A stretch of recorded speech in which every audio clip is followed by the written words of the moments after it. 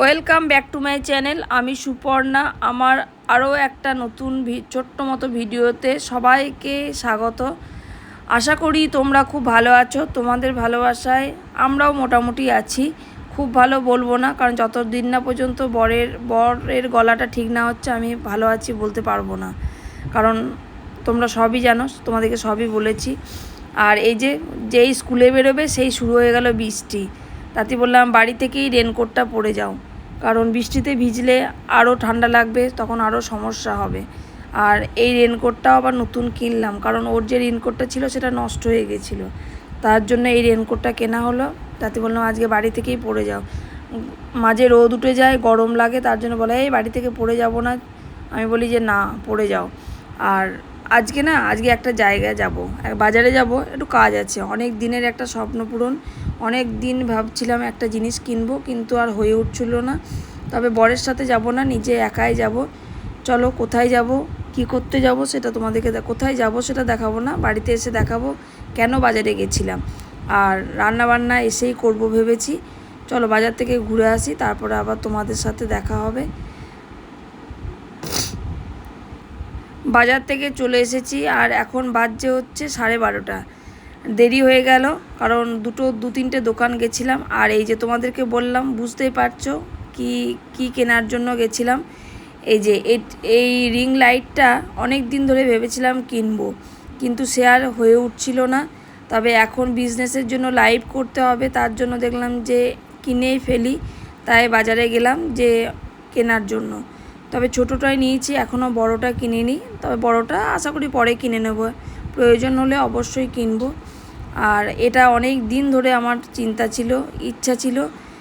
কেবলই ছোট অনলাইনে কিনছিলাম, আর ভেঙে ভেঙে যাচ্ছিল। তার জন্য দেখলাম যে না, এবার একটা বড় দেখেই কিনি, কারণ তাতে ব্লগিংয়েও কাজে লাগবে, আবার আমার বিজনেস পারপাসেও কাজে লাগবে।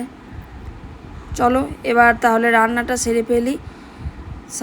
স্নান করেই গেছিলাম বাজারে, স্নান করে পুজো করে গেছিলাম, এসেই রান্না চাপিয়ে দিয়েছিলাম। এই যে আজকে রান্নাতে বেশি কিছু করব না,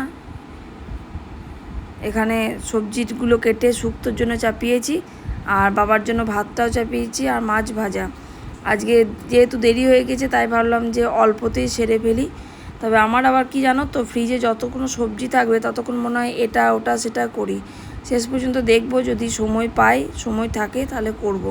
এখন আর রান্নাটা সেইভাবে হচ্ছেই না। আগে যে তোড়জোড় দিয়ে রান্নার ব্যাপারটা ছিল অনেকটাই কমে গেছে, কারণ এখন বিজনেসের জন্য একটু সময় দিতে হচ্ছে, তার জন্য পাচ্ছি না। ছোট জিনিসই হোক বড় জিনিসই হোক, দেখবে কোনো কিছু যদি কেনা হয় না, মানে কোনো কিছু কিনবো একটা ইচ্ছা থাকলে, বা সেটা অনেক দিনের ইচ্ছা যেটা যদি পূরণ হয়, দেখবে মনটা খুব ভালো লাগে। তাই এটা আমি নিজে গিয়ে কিনে নিয়ে এলাম। আমার কিন্তু খুব ভালো লাগছে যে অনেক দিন ভেবেছিলাম যে এটা কিনবো।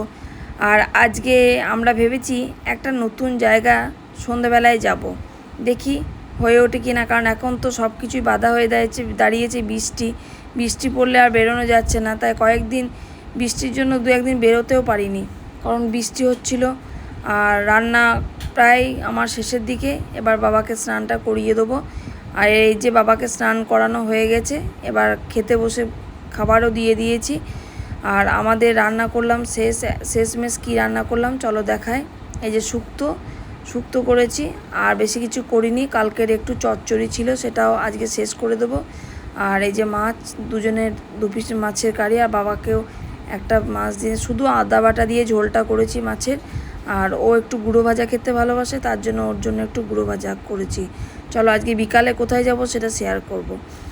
এই যে আজকে আমরা সন্ধেবেলায় কিন্তু চলে এসেছি বেস্ট পকোড়া। অনেক দিন ধরে ভাবছিলাম যাব, কিন্তু যাওয়ার হয়ে উঠছিল না। তবে সত্যি খুব সুন্দর কিন্তু বানিয়েছে পকোড়াগুলো। প্রথম এলাম, কিন্তু খুব ভালো লাগলো।